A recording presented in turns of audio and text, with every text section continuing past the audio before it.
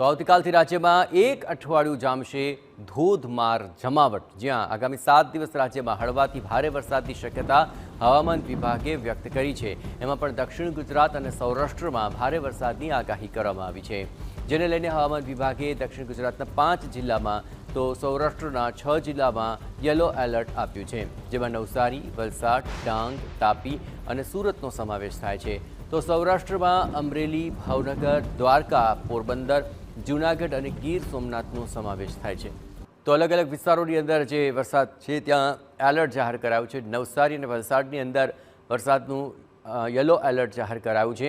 એ ઉપરાંત દક્ષિણ ગુજરાતમાં સુરત, તાપી અને ડાંગમાં પણ વરસાદનું યલો એલર્ટ જાહેર કરવામાં આવ્યું છે। આ તરફ અમરેલી, ભાવનગર અને દ્વારકાના જે સૌરાષ્ટ્ર પંથકના વિસ્તારો છે ત્યાં પણ વરસાદનું યલો એલર્ટ જાહેર કરવામાં આવ્યું છે। એ ઉપરાંત સૌરાષ્ટ્રના પોરબંદર, જૂનાગઢ અને ગીર સોમનાથ જેવા વિસ્તારોની અંદર પણ યલો એલર્ટ હવામાન વિભાગે જાહેર કર્યું છે।